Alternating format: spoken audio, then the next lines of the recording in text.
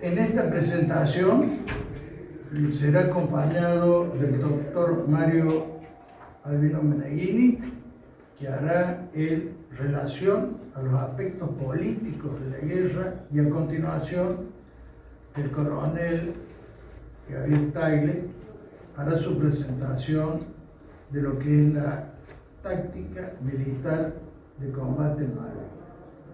Mario.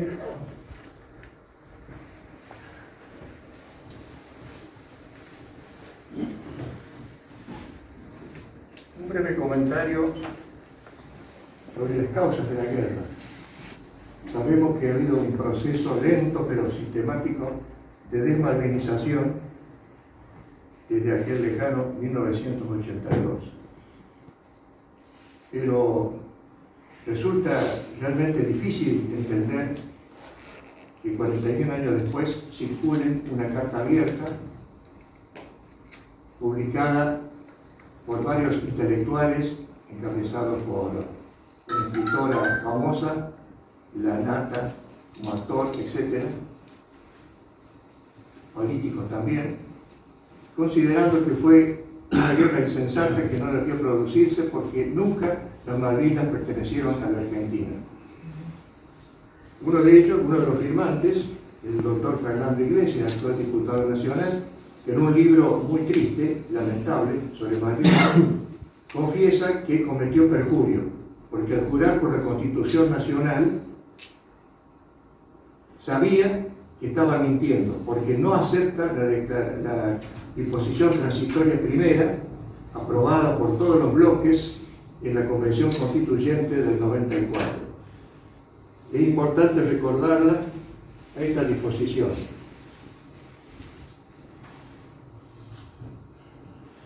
La nación argentina ratifica su legítima e imprescriptible soberanía sobre las Islas Malvinas, Georgias del Sur y Sandwich del Sur, y los espacios marítimos e insulares correspondientes, por ser parte integrante del territorio nacional. La recuperación de dichos territorios y el ejercicio pleno de la soberanía, respetando el modo de vida de sus habitantes y conforme a los principios del derecho internacional, constituyen un objetivo permanente e irrenunciable del pueblo argentino. Quien no acepta esto realmente renuncia a la condición de argentino desde el punto de vista ético. Sin embargo, algunas de estas personas, como el que acabo de mencionar, ejercen cargos públicos. No fue, por suerte, la opinión prevaleciente en el 92. La encuesta Gallup demostró que el 90% de la ciudadanía compartía la decisión tomada por la entonces Junta Militar, pese a las discrepancias que muchos de ellos tenían con el tipo de gobierno que existía.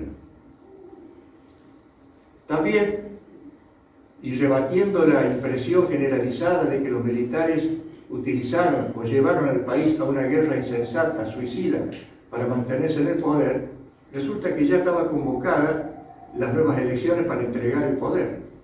Estaba creada la multipartidaria, y cuando el general Menéndez juró su cargo de gobernador de las Malvinas, esos dirigentes de todos los partidos asistieron a su juramento en Puerto Argentino. También estuvo Saúl Ubaldini en representación de la CGT. Ese era el sentir casi unánime de los argentinos en aquella época. Después se fue distorsionando y hoy no podemos achacarle a los jóvenes que no conocen la historia argentina y que ha sido deformada su mente por tantas películas y libros publicados que tengan confusión al respecto. Pero quienes peinamos canas sabemos cuál es la verdad. Por otra parte, sabemos que después de la Segunda Guerra Mundial, todas las guerras que hay en el mundo son limitadas, no son guerras totales. Por ejemplo, la guerra actual entre Ucrania y Rusia, que lleva un año. Nadie puede negar que Rusia está en condiciones de destruir completamente y matar a todos los ucranianos en 24 horas.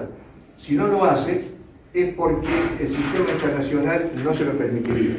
La comunidad internacional, representada por las Naciones Unidas, tiene instrucciones, tiene normas precisas que hacen que esto prácticamente sea imposible.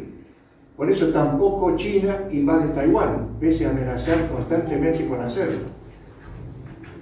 Y otro caso que nos ha tocado vivir este año, hace muy pocos meses, es el de Afganistán. Hemos visto asombrados cómo los Estados Unidos, sus representantes y todos los ciudadanos que habitaban allí, que permanecieron varios años e invirtieron grandes sumas de dinero en Afganistán, huyeron prácticamente buscando aviones hasta último momento porque estaban amenazados por los talibanes de matar a todos los extranjeros. Es obvio que Estados Unidos podía haber intervenido fácilmente, pero no lo hizo porque no puede hacerlo. Esa es la realidad. Y por lo tanto, esta contienda que tuvimos con Gran Bretaña se inscribe en la calificación de guerra limitada. Guerra limitada que hasta el Catecismo de la Iglesia Católica, en el párrafo 2308, considera que una vez agotados los medios pacíficos de arreglo, no se puede impedir a las naciones que han sido vulneradas en sus derechos a utilizar la legítima defensa. Esto es lo que la doctrina católica considera guerra justa. Y en el caso de Malvinas, el filósofo de Córdoba, Alberto Caturelli, demostró que se dan todas las condiciones que exige la doctrina para considerar la guerra de Malvinas una guerra justa por parte de la Argentina. Recordemos brevemente los hechos para poder saber si realmente tiene razón Caturelli. El conflicto surgió no en las Malvinas, sino en las Georgias del Sur, concretamente en Puerto Ley, que es una pequeña localidad de la isla San Pedro, integrante de este archipiélago, muy lejano de Malvinas. Allí desembarcaron el 19 de marzo 41 empleados contratados por el empresario Davidoff, que había contratado con una empresa escocesa el desguace de estaciones balleneras. Ese contrato lo firmó en una escribanía de Londres y el embajador de Londres en la Argentina estaba en pleno conocimiento de lo que iba a ocurrir. Sin embargo, el gobernador de entonces, Mr. Hahn, que integraba el lobby de Malvinas, consideró sumamente peligroso la presencia de estos argentinos en las islas, porque ya estaba previsto que un mes después el único buque de la Marina Británica, que era el rompehielos Endurance, se retirara de la zona. Y posteriormente también ese año se iba a retirar la Oficina de Investigaciones Antárticas Británica. De manera que hasta el año 84 los únicos habitantes de las Georgias iban a ser estos obreros argentinos. Por eso exigió al gobierno argentino que los obreros hicieran sellar las llamadas tarjetas blancas, que era un documento provisorio que se utilizaba para que los argentinos u otras personas de otras nacionalidades pudieran ingresar a la zona de Malvinas. El canciller Costamende alegó que estaban dispuestos los obreros a hacerla sellar a pocos kilómetros en Grytviken, que es otra localidad donde estaba instalada la estación de investigaciones antárticas.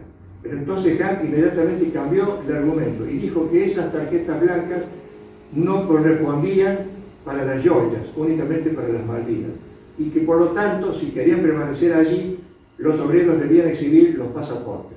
Allí comienza el conflicto, porque obviamente, en base a la doctrina jurídica del Stoppel, que es reconocimiento indirecto de derechos, no podía el gobierno argentino hacer que sus obreros argentinos en un territorio en disputa presentaran por sus pasaportes, porque significaba automáticamente reconocer la soberanía inglesa sobre toda la zona. Allí se hizo entonces imposible llegar a un acuerdo. Y lo que se hizo es utilizar el artículo 51 de la Carta de Naciones Unidas, que admite, en casos como el presente, llegar a la legítima defensa. La intención argentina, y esa era la instrucción que tuvo la llamada Operación Rosario, con el desembarco en Malvinas, no invasión, porque nadie invade su propia casa, sino desembarco, ocupación de lo que es nuestro, con la consigna de que no hubiera bajas, de ninguna baja. La única baja argentina fue el capitán Giacchino, que murió en ese asalto. No hubo ningún herido inglés. A continuación, la intención era dejar una pequeña guarnición en Malvinas y retirarse para que procediera el Consejo de Seguridad de las Naciones Unidas. Lamentablemente, la resolución que tomó este Consejo en forma sorpresiva, que asombró a muchos especialistas que esperaban que por lo menos 2 de los 5 miembros del Consejo que tienen poder de veto usaran el veto, ya sea Estados Unidos o Rusia. Especialmente se confiaba en Rusia. Pero no lo utilizaron y por lo tanto ya no había solución posible. Y allí comienzan entonces las hostilidades. Pero que se procedió correctamente lo declaró la Cámara Federal, que juzgó a los comandantes por esta situación y que reconoció que la Argentina no agredió, sino que fue agredida y por lo tanto tenía derecho a la legítima defensa, como establece el artículo 51. Pero lo mejor en estos casos es recurrir a la documentación del enemigo. El Parlamento británico tuvo muchas dudas con respecto a si se justificaba por parte de ellos haber llegado a este extremo, porque los daños humanos y materiales que sufrieron los británicos fueron los más importantes desde la Segunda Guerra Mundial.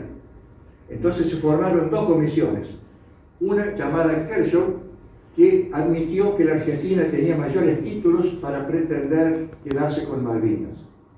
Y por lo tanto, tarde o temprano debería el Reino Unido llegar a un arreglo pacífico. Como de hecho lo ha reconocido la Asamblea General de Naciones Unidas. Después de la guerra hubo 7 resoluciones considerando que en Malvinas se da la situación colonial, que por lo tanto debe ser resuelta de común acuerdo por los 2 países. No puede Gran Bretaña seguir poseyendo estas islas sin hacer algún tipo de concesión. Pero lo más importante es el llamado Informe Frank, con el nombre del presidente de la Comisión, Lord Frank, cuyas conclusiones son lapidarias a favor de la Argentina. Voy a leer el párrafo 230. La evaluación llega a la conclusión de que el objetivo principal que perseguía la Junta Argentina en su manejo de la disputa por las Islas Malvinas consistía en persuadir al gobierno británico de que negociara el traspaso de la soberanía. De ninguna manera pretendió llegar a una guerra, mucho menos a una guerra total. A confesión de parte, relevo de pruebas, dicen los abogados. Si los ingleses sostienen esto, es absurdo que muchos argentinos, presuntos intelectuales y políticos, sigan insistiendo en que fue insensato. Lo más grave es cuando algún general, que incluso combatió en Malvinas, diga que la guerra de Malvinas fue insensata. Por el contrario, fue una gran muestra del coraje argentino, de la decisión de que cuando las cosas están en serio y reciben el apoyo mayoritario de la población, allí hacen tronar el escarmiento, como dirían nuestros mayores. Por lo tanto, nadie puede dudar que Malvinas fue y sigue siendo una causa nacional que nos debe enorgullecer y que se sigue estudiando en los colegios militares del mundo como un ejemplo notable de un país mediano que sin embargo se atrevió a sostener durante 74 días un enfrentamiento muy grave con una de las potencias mundiales de la época. Muchas gracias y lo dejo con el coronel.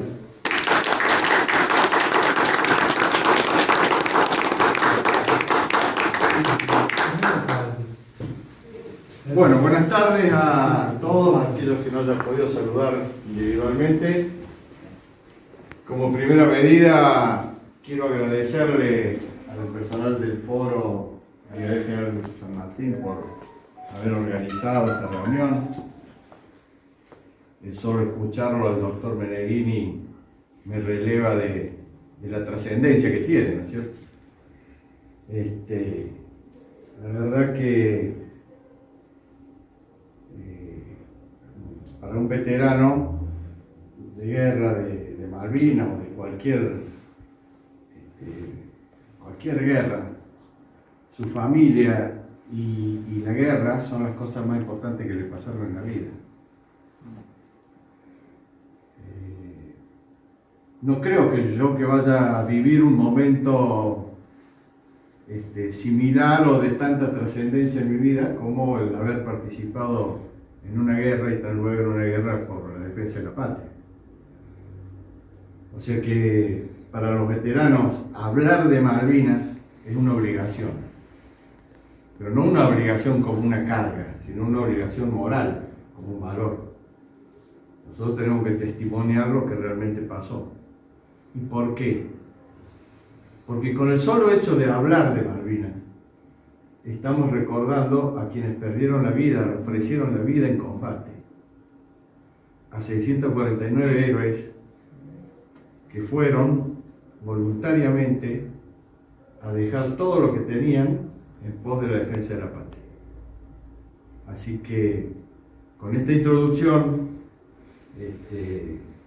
le agradezco al doctor Meneghini habernos puesto en contexto internacional, en el contexto político.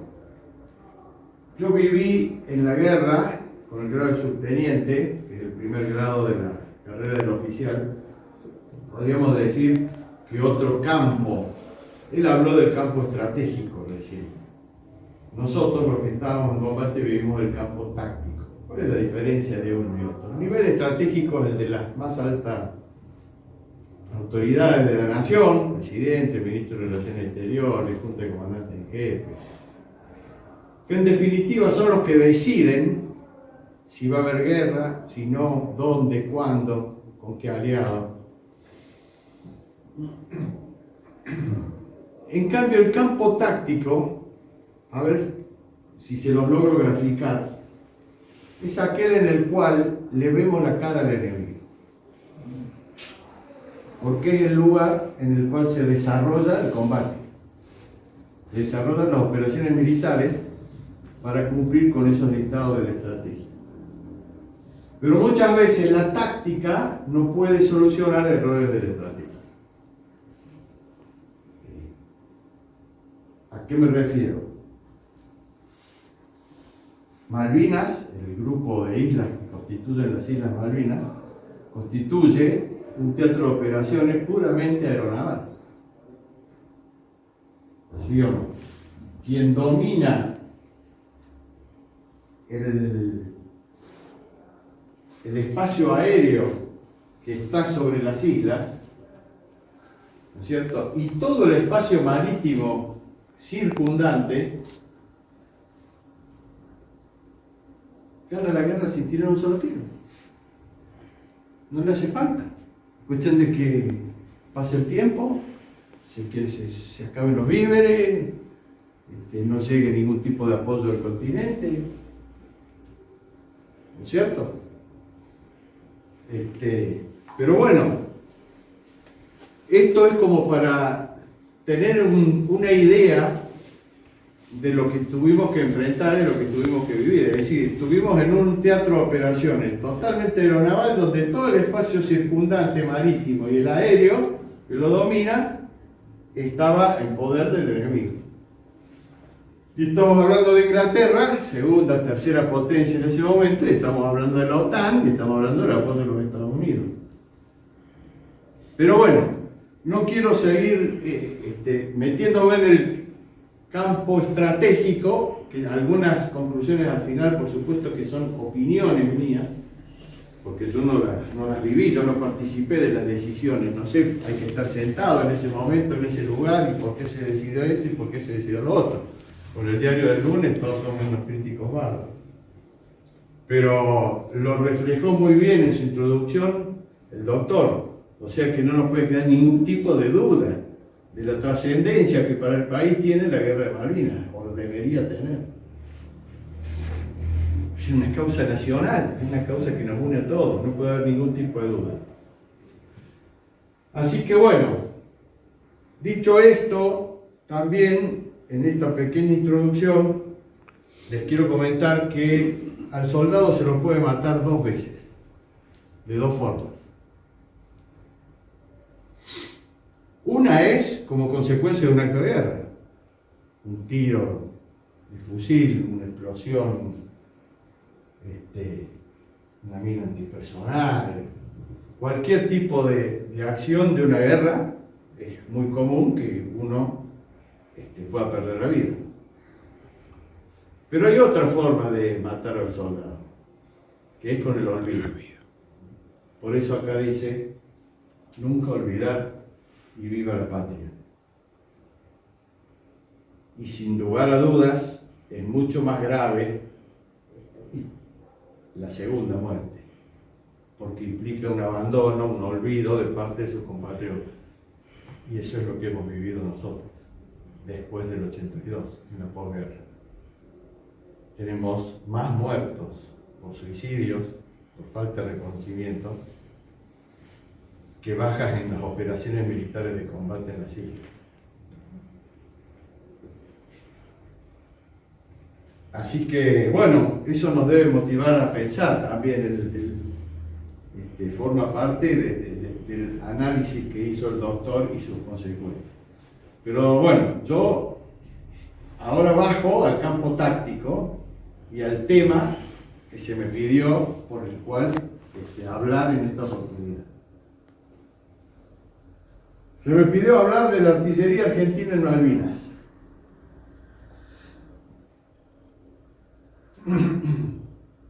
Cuando hablamos de artillería, es una de las 5 armas que constituyen el cuerpo comando del ejército.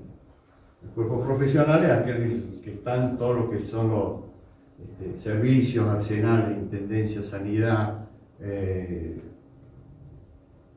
lo que tiene que ver con el apoyo al campo de combate. Pero en el campo de combate tenemos la infantería, que son los que están en primera línea, tenemos la caballería, que también puede estar en primera línea, pero normalmente es empleada como el arma de contraataque, por su poder de fuego, su choque con los tanques y demás. El soldado que está en primera línea es el que sufre todo, el infante es el que más sufre. Después está la artillería, que es el arma de apoyo de fuego al campo de combate, es la que proporciona dentro del campo de combate el apoyo de fuego, con sus cañones, con sus coheteros, según sea artillería de campaña o artillería antiaérea, misiles, material de tubo, en fin. Ahora vamos a ver un poquito eso más adelante. Y está el arma de ingeniero y el arma de comunicación. El arma de ingeniero es la que facilita la movilidad dentro del campo de combate a la propia tropa o frena la del enemigo con campos minados, obstáculos, distintos tipos de tareas. Y las comunicaciones son las que unen a las 5 para poder ser conducidas. ¿No es cierto? Muy bien. Entonces yo voy a hablar de lo que es la artillería en Malvinas. ¿Hay alguien que no sabe qué es la artillería? Bueno, después de esta rapidísima explicación de qué es la artillería, les voy a mostrar un mini video para que vean qué es la artillería y qué hace. Y con eso dicen que las imágenes valen más que 1000 palabras. Un conjunto de imágenes, acciones, nos grafican bien esta situación. A ver